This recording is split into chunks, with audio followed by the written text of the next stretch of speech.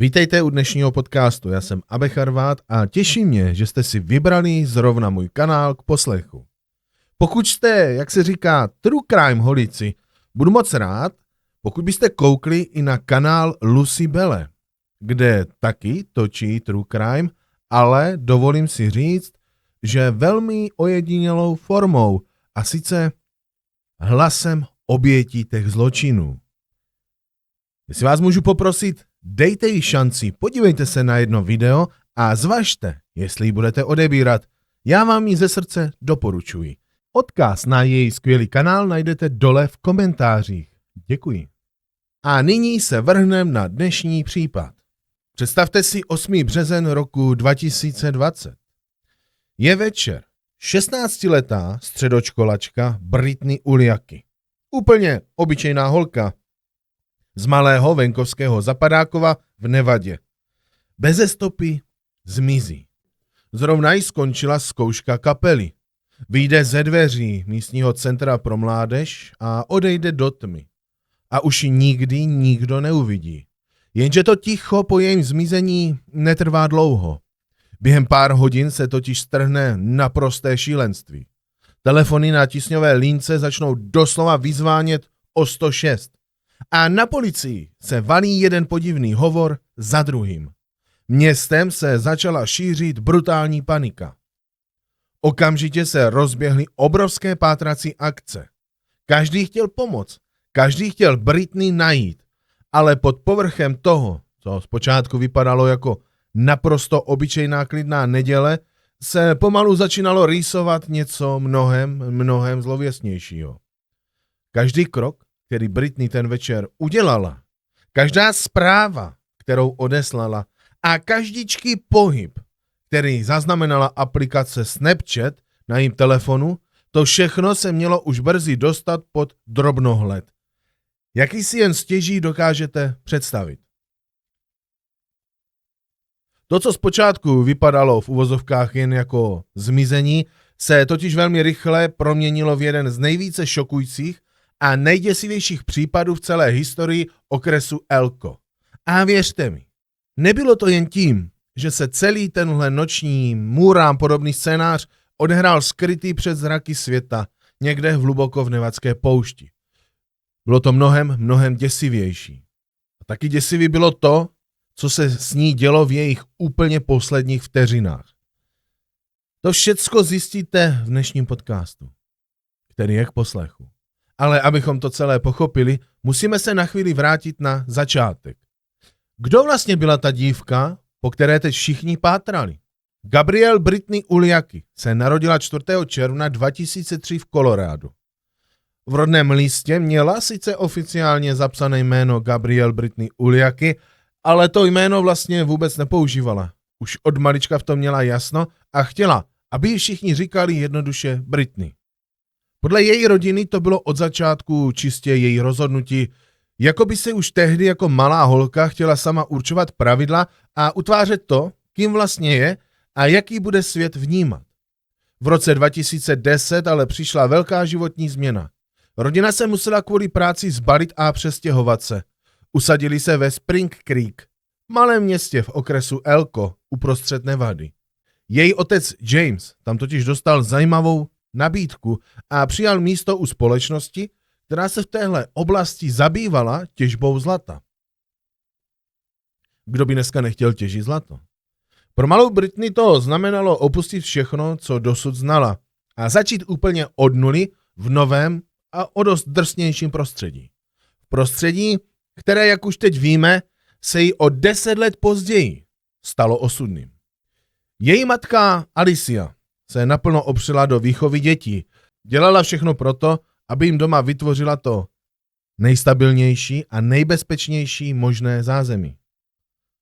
A i když se rodiče později rozvedli, což jak z našich případů dobře víte, bývá často spouštěčem obrovských problémů, tady to bylo dost jiný.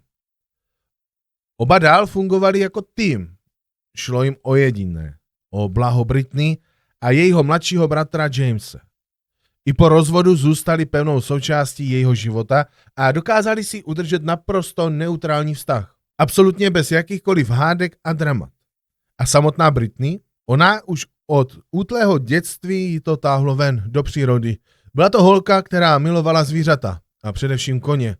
Být s nimi a starat se o ně, to byl její koníček. Vlastně nejen koníček. To byl doslova středobod jejího každodenního života. Byla to věc, která ji definovala a naplňovala štěstím. Už v 9 letech proháněla svého koně mezi stády. Zvládala to s takovou přirozeností, která sice k tomuhle drsnému regionu patřila. Ale na tak malou holku to bylo prostě neuvěřitelné.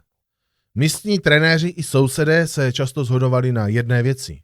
Obdivovali její naprostou nezávislost a obrovské sebevědomí v sedle. Britney dokonce začala závodit na mládežnických rodejích. A víte co? Dotáhla to až na symbolickou královnu rodea. Byla to role, která v téhle uzavřené komunitě opravdu něco znamenala. Všem bylo jasné, že tahle holka má před sebou vážně slibnou budoucnost. Jenže její svět nekončil jen u koní a za ohradou ranče. Když se bavila s přáteli o tom, co by chtěla v životě dokázat, zvažovala 2 naprosto odlišné cesty. Na jedné straně uvažovala o tom, že narukuje k námořnictvu a bude se tam věnovat psychologické podpoře. Chtěla pomáhat lidem. A na straně druhé obrovsky lákala kariéra filmové maskérky. Chtěla dělat speciální efekty. Tenhle obrovský kontrast přesně ukazoval, jaká Britney vlastně byla. Otevřená všemu, mnohostranná, plná snů a s celým životem před sebou. Jenže pak přišlo dospívání a to pro ní vůbec nebylo snadné období. Spíš naopak. Ve škole z ní totiž se stal terč. Britney začala čelit velmi agresivnímu chování ze strany svých vlastních vrstevníků a nebylo to jen takovéto běžné středoškolské pošťuchování. Už od jejich 14 let se začal jasně rýsovat temný vzorec neustálého psychického tlaku. Tlaku, který pod povrchem tiše bublal na každém rohu a každým dnem pomalu, ale jistě nabíral na síle. Podle její matky se Britney vracela ze školy čím dál častěji v těžkých depresích. Úplně se stáhla do sebe a postupně ztratila jakoukoliv motivaci tam vůbec chodit. Rodina se proto rozhodla zasáhnout a stáhla ji z klasického systému na domácí vzdělávání. Udělali dobře? Co myslíte? S oficiálním povolením od školy tak Britney mohla začít při studiu pracovat na místním ranči. Na ranči dostala na starosti péči o zvířata, úklid pastvin a veškerou základní údržbu. Její šéf si neustále pochvaloval její spolehlivost a obrovskou disciplínu.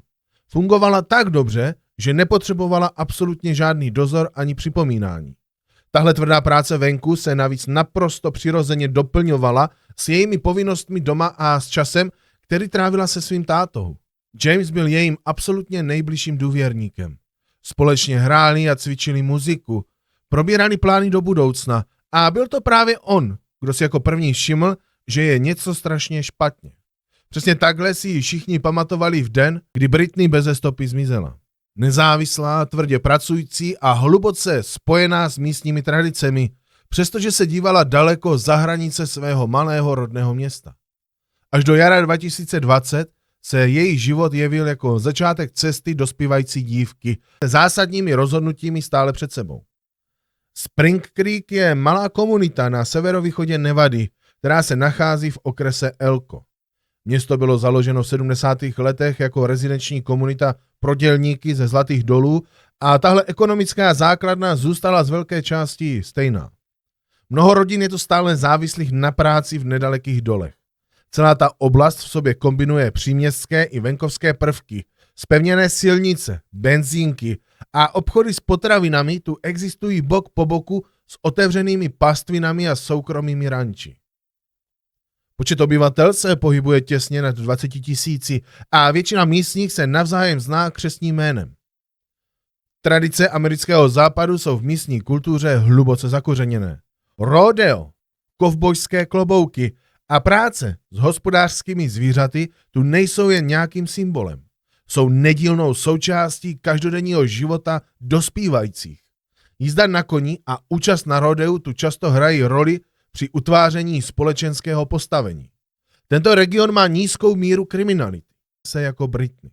Zapojoval se do dění kolem mládeže ve Spring Creek. Závodil v rodeu a Kuliakových znal už od svých raných 12letých let. Místní ho brali jako jednoho ze svých a pro rodiče Britney to byl někdo, komu měli důvěřovat. Nebo mohli. Pouto mezi Brycem a Britney se utvářelo po mnoho let. Poznali se už jako děti a zůstali v neustálém kontaktu. Byl o 2 roky starší a často byl vnímán jako ochránce, obzvlášť uvnitř rodeo komunity, kde spolu teenageři trávili dlouhé hodiny. Rodiče Britney tohle přátelství nejen schvalovali, oni ho dokonce aktivně podporovali. Bryce byl vnímán jako vyspělý a spolehlivý. Představte si to. Trávil u nich doma spoustu času, sedával s rodinou u jednoho stolu a naprosto běžně jim pomáhal s prací kolem domu. Byl to jeden z těch vůbec nejvzácnějších lidí. Člověk, kterému rodiče naprosto bezmezně důvěřovali, že na jejich dceru dohlédne. A nejen dospělí. I mezi ostatními teenagery měl Bryce obrovský respekt a velmi silnou pověst. Sršelo z něj sebevědomí, s koňmi to uměl jako málo kdo a hlavně moc dobře věděl, jak se na veřejnosti prodat a zapůsobit na své okolí. Měl přesně ten vzhled a šarm, na který lidé z venkovského jihu tak snadno slyší. Všichni ho měli rádi. Jenže jak dospíval, začali u něj na povrch prosakovat určité vzorce chování. Řeknu temné vzorce, které zůstaly až příliš dlouho naprosto bez povšimnutí. Jedno z úplně prvních varovných znamení se ukázalo za zavřenými dveřmi v jeho partnerských vztazích. Mnohem později, během samotného soudu, vystoupila jeho bývalá přítelkyně se šokujícím svědectvím. Bryce podle ní začal překračovat naprosto zásadní, nebezpečné hranice. Popsala, že když spolu byli sami, začal na ní bez jakýchkoliv předchozího souhlasu používat techniky škrcení. A to nejhorší, úplně ignoroval její zoufalé prosby, aby okamžitě přestal. A tenhle děsivý scénář se podle jejich slov opakoval minimálně 4krát. Jeden z těchto hrůzných incidentů se navíc odehrál přesně v ten samý den, kdy se ve městě konala pietní akce se svíčkami za zmizelou Britney. Detail, který celému případu dodal naprosto zvrácený a děsivý rozměr. A navzdory všemu, co sám celou tu dobu věděl, zůstával Bryce ve dnech těsně po jejím zmizení všem neustále na očích, a to cíleně. Aktivně se zapojoval do veřejných pátracích akcí. Na sítích neustále sdílel letáky o jejím zmizení, psal dojemné vzkazy plné soucitu. A před celým světem tak hrál dokonalou roli rozdrceného a truchlícího kamaráda. Pro spoustu místních to byl naprostý šok, když ta temná pravda konečně začala vyplouvat na povrch. Ukázalo se totiž, že Bryce s Britney nebyl jen nějak povrchně spojený. On hrál naprostou zásadní roli v tom, jaký hrůzný osud ji nakonec potkal. A to nejmrazivější, po celou dobu vyšetřování si dokázal zachovat naprosto chladné, suverénní vystupování a zuby nehty se držel své vlastní, do detailu vymyšlené verze událostí. Ale zkušení detektivové si už od samého začátku všímali prvních varovných nesrovnalostí v jeho výpovědích. Jeho chladné emocionální reakce vůbec neodpovídaly vážnosti celé situace, a to dokonce ani ve chvíli, kdy se proti jeho lžím začaly hromadit reálné důkazy. Neukázal absolutně žádnou paniku, žádnou lítost, vůbec nic. U soudu se sice obhajoba snažila vykreslit Bryce jako zmateného mladíka, kterého jen semlely nešťastné okolnosti, ale kombinace digitálních stop a nepřímých důkazů tuhle pohádku velmi rychle rozmetala na kousky. Pojďme se ale vrátit zpátky v čase k tomu osudnému dni, nedělní odpoledne 8. března 2020. Totiž začalo vlastně úplně obyčejně. Britney vyrazila se svým otcem Jamesem do komunitního centra ve Spring Creek na zkoušku kapely, na jejich společnou rutinu, kterou oba dva tolik milovali a užívali si ji. Zatímco její otec hrál a ladil zvukovou aparaturu, ona mu dělala společnost a podporovala ho. Britney přitom v klidu seděla v sále. Projížděla si něco na telefonu a psala si s někým na Snapchatu. Pak ale přišlo přesně 3:30 odpoledne. Otočila se na tátu a řekla mu: Bryce mě přijede vyzvednout. Za chvíli jsem zpátky. To bylo úplně všechno, co mu řekla, nic víc už nevysvětlovala. Podle slov jejího otce odcházela ve velmi dobré náladě. Venku už na ní totiž čekal povědomý modrý pick-up a za volantem neseděl nikdo jiný než Bryce. Britney tátovi jen zamávala na rozloučenou, nastoupila do auta a pick-up odjel pryč. Bylo to úplně naposledy, co jí její rodina viděla. O něco později pak Bryce vyšetřovatelům tvrdil, že spolu vlastně nebyli nijak dlouho a řekl, že Britney vysadil kousek od školního parkoviště, kde se prý měla potkat s někým úplně jiným. Ale když na něj začali tlačit a chtěli konkrétní detaily, jeho výpověď začala být najednou hodně mlhavá. Zmínil se o nějakém cizím muži v kovbojském klobouku, který prý řídil zelené auto s nálepkami. O někom, koho nedokázal vůbec pojmenovat, natož ho nějak blíže popsat. Vyšetřovatelé k téhle historce byli už od samého začátku velmi skeptičtí. Byla totiž neděle, škola byla zavřená a v celém areálu se nedělo absolutně nic. Celá ta oblast byla naprosto prázdná, bez jakýchkoliv bezpečnostních kamer nebo ostrahy. A přesto tvrdil, že tam svou dlouholetou kamarádku nechal úplně samotnou s mužem, kterého vůbec nedokázal identifikovat. Něco tady zkrátka nesedělo. S příchodem večera už rodina Britney začínala mít opravdový strach. Stále se totiž nevrátila domů. Její telefon, který měla jindy neustále zapnutý a byla na něm k zastižení, teď padal rovnou do hlasové schránky. A to u ní bylo naprosto nezvyklé. Britney byla známá tím, že se neustále ozývala a odpovídala velmi rychle. První krok, který tak rodina udělala, byl naprosto logický. Okamžitě kontaktovali Bryce. Řekl jim, že vysadil Britney kousek od školního parkoviště, kde se prý měla sejít s nějakým novým kamarádem. Podle jeho slov prostě jen odkráčela k nějakému jinému autu s nálepkami. Ale on už prý nečekal na to, aby viděl, jestli do něj vůbec nastoupila. S řidičem prý neprohodil ani slovo a neměl absolutně žádné tušení, o koho by mohlo jít. Zkrátka a dobře prý jenom odjel. Ale tahle výmluva vyvolala mnohem víc otázek než odpovědí.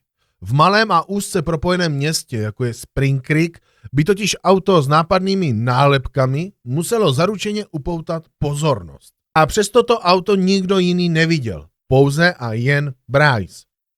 V prvních 24 hodinách brali vyšetřovatelé jeho výpověď jako předběžnou časovou osu událostí, protože byl posledním prokazatelným člověkem, který Britney viděl živou. Ale přesto něco tady od samého začátku působilo strašně špatně. Zmínka o tajemné třetí osobě bez jména nebo popisu způsobila, že Bryceova výpověď vypadala spíš jako pouhá zástěrka než jako pravda. Mezi okamžikem, kdy Britney nastoupila do jeho pick-upu a prvním neúspěšným voláním na její telefon byla zhruba 2hodinová mezera. Kolem 5:30 večer se její mobil buď vybil, nebo byl ručně vypnut. Až do toho okamžiku přitom nic nenasvědčovalo tomu, že by se dělo něco špatného. Ten večer 8. března 2020 vzala rodina Britney věci do vlastních rukou. Obvolávali přátelé, kontrolovali zprávy a snažili se přijít na to, kam mohla zmizet. Nic z toho ale nedávalo sebe menší smysl. Později té noci začali blízcí rodinní přátelé sdílet její fotku na Facebooku a Snapchatu a prosili každého, kdo ji po 3:30 odpoledne viděl, aby se přihlásil. Následující ráno, 9. března, bylo na úřadě šerifa okresu Elko podáno oficiální oznámení o pohřešované osobě. Místní úřady jednali rychle a okamžitě zorganizovali několik pátracích týmů. Do akce se zapojili dobrovolníci, přátelé z rodea, sousedé i celé místní rodiny. Letáky visely všude, v potravinách, na benzinkách i v lékárnách. Plakáty z její tváří se objevily po celém Spring Creek a v okolních městech jako Elko nebo Carlin. Mezitím doslova vybuchly sociální sítě. Příspěvky o jejím zmizení se během pár hodin sdílely po stovkách. Spolužáci, parťáci z rodea i sousedé, všichni se snažili tu zprávu šířit dál, ale i přes ten obrovský dosah se neobjevila ani jedna důvěryhodná stopa. A právě v tuhle chvíli nabral celý případ náhlý a velmi znepokojivý směr. Rodiče Britney začali dostávat anonymní zprávy, ve kterých únosci požadovali $25,000 za její bezpečný návrat. Tyto zprávy obsahovaly přímé výhrušky a zmínky o chemických látkách s tím, že je dívka někde držena proti své vůli. Experti na kyberkriminalitu vystopovali, že texty pocházejí z předplacené karty registrované na falešné údaje. I když se odesilatele nepodařilo okamžitě identifikovat, vyšetřovatelé dospěli k závěru, že jde pravděpodobně o pokus o vydírání s cílem zneužít city rodiny pro peníze. Úřad šerifa rodině důrazně doporučil, aby na zprávy nereagovala a varoval, že jakákoliv komunikace by mohla situaci jen zhoršit. Toto vydírání bylo zaevidováno jako samostatný trestný čin a v tu chvíli se nepovažovalo za přímé spojení se zmizením Britney. V tu chvíli už uplynulo téměř 48 hodin od chvíle, kdy byla viděna naposledy a jak ticho pokračovalo, tlak a panika se bez jakýchkoliv konkrétních stop jen stupňovaly a začaly se šířit fámy. Na komunitních nástěnkách se objevovaly nejrůznější teorie a další kolovaly v soukromých chatech. Oddělení šerifa naléhavě žádalo veřejnost, aby se vyvarovala spekulací a nezasahovala tak do probíhajícího vyšetřování. Navzdory nedostatku informací pokračovaly pátrací akce s neutuchajícím nasazením. Místní pročesávali odlehlé oblasti, pouštní pole, zapadlé cesty i vyschlá koryta.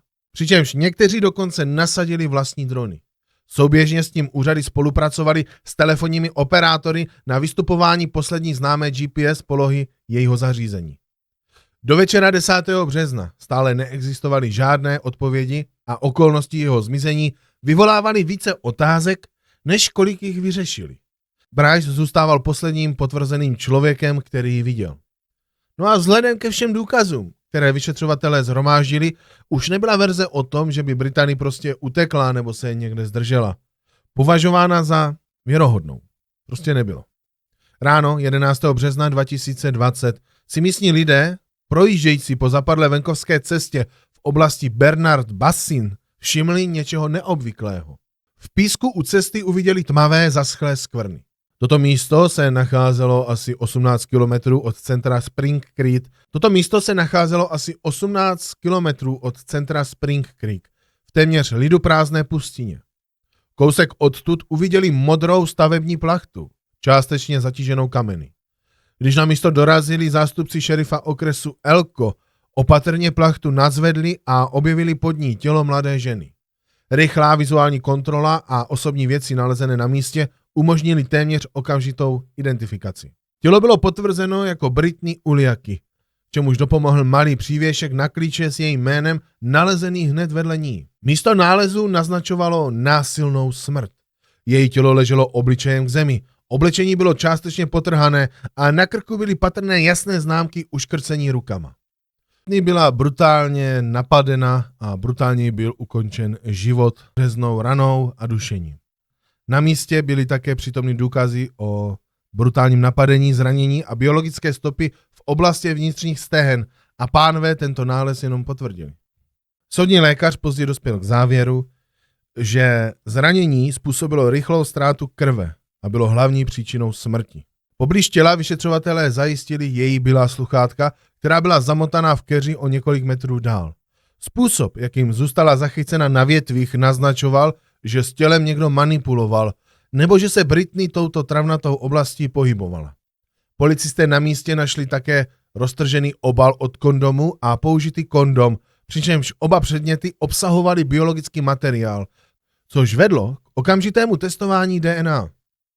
Asi půl kilometru od místa činu pak pátrácí týmy objevili její mobil. Displej byl roztříštěný a kryt rozdrcený.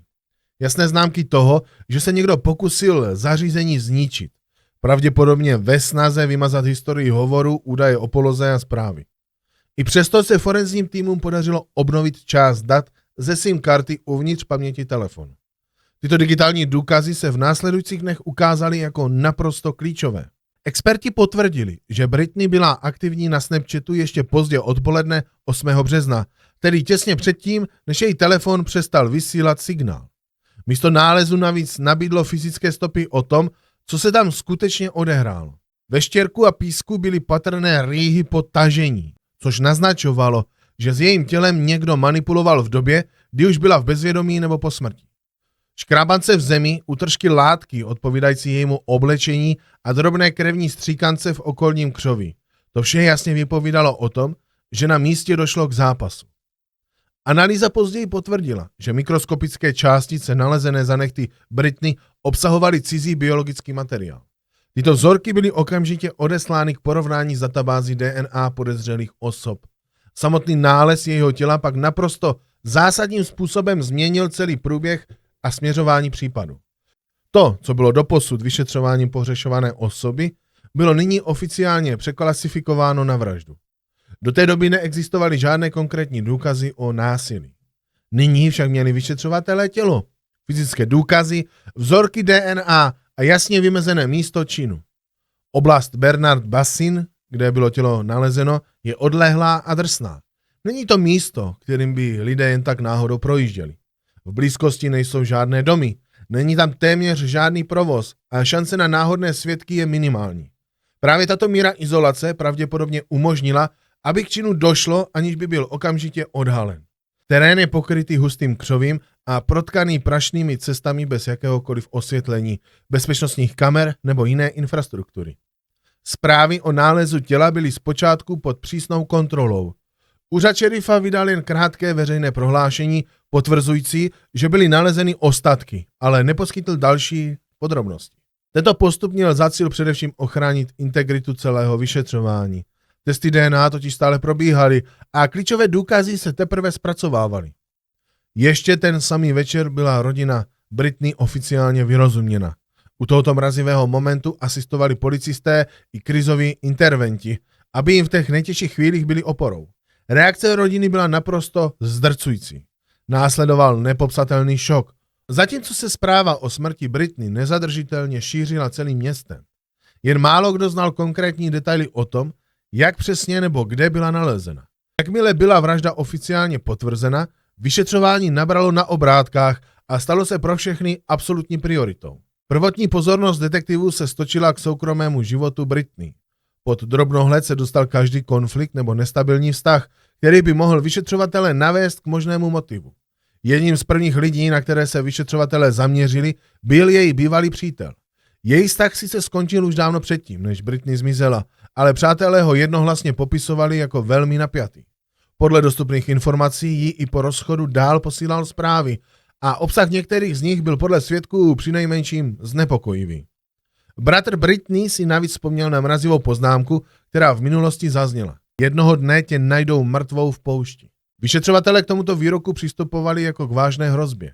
Prošli veškeré záznamy zpráv, sociální sítě i výpovědi svědků, ale nenašli žádné přímé pojítko, které by toto varování spojovalo s jejím koncem.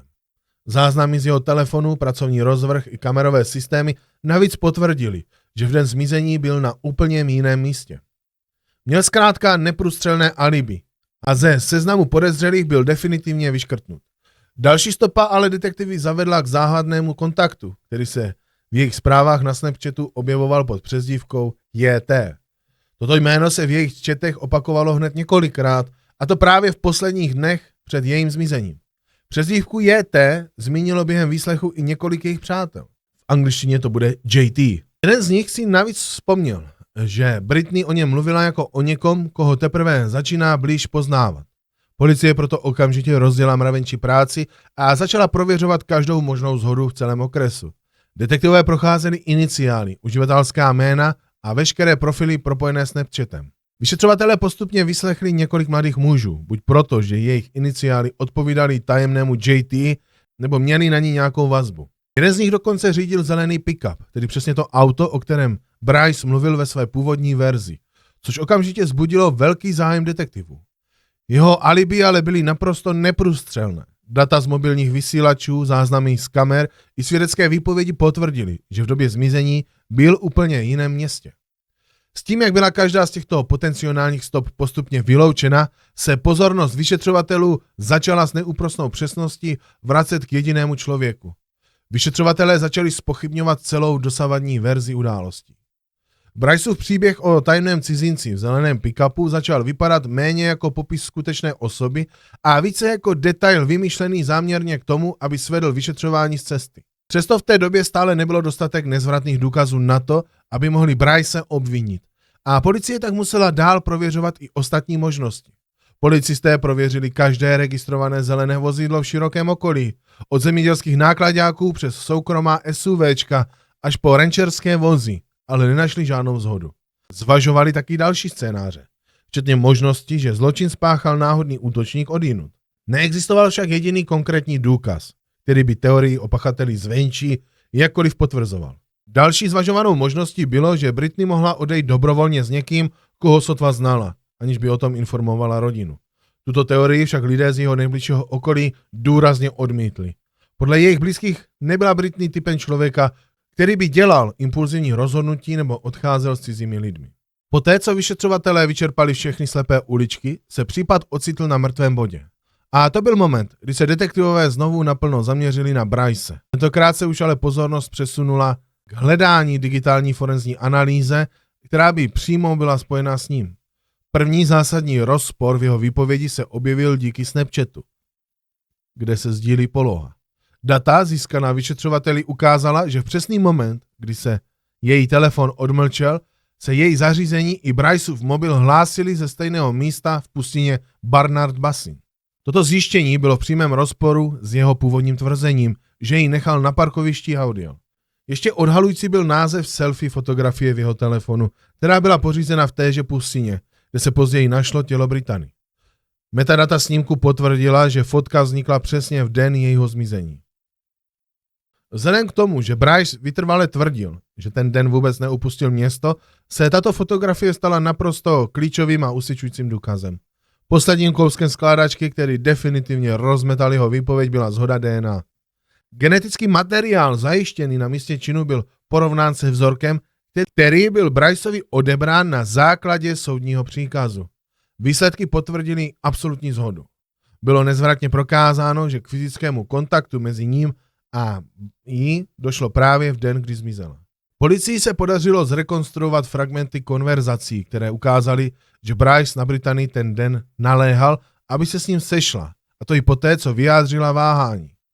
Zprávy jasně dokázaly, že jejich setkání nebylo ani spontánní, ani náhodné. Jakmile byly všechny tyto důkazy shromážděny, policie si Bryce předvolala k druhému kolu výslechu. Nedokázal uspokojivě vysvětlit, proč se nacházeli v poušti přesně v místech, kde bylo nalezeno tělo Briany. Ani jak je možné, že se na ní našla jeho DNA. Při výslechu se neustále zadrhával, měnil své formulace a zoufale se snažil odvést pozornost vyšetřovatelů jiným směrem. Soudní proces ve vraždě Briany začal v březnu 2022. Obžalovaný Bryce stanul před soudem a čelil obvinění z vraždy prvního stupně a napadení s úmyslem spáchat trestný čin. Od samého začátku případ přitahoval obrovskou pozornost veřejnosti a soudní síň byla každý den k prasknutí nabitá. Po dnech plných svědectví, křížových výslechů a odborných analýz se porota odebrala k poradě. Rozhodnutí jim trvalo méně než 24 hodin. V březnu 2022, téměř 2 roky poté, co zmizela, byl konečně ohlášen verdikt. Vinen ve všech bodech obžaloby. Bryce byl usvědčen z vraždy prvního stupně a napadení s úmyslem spáchat trestný čin. Byl odsouzen k doživotnímu trestu odnětí svobody s možností podmínečného propuštění nejdříve po 46 letech. A to bylo, dámy a pánové, vše. Děkuji za pozornost, pokud vás to zaujalo, podívejte se i na ostatní videa na tomhle kanále, respektive na podcasty a budu moc rád, pokud dáte odběr, like a komentář. Slyšíme se zase příště.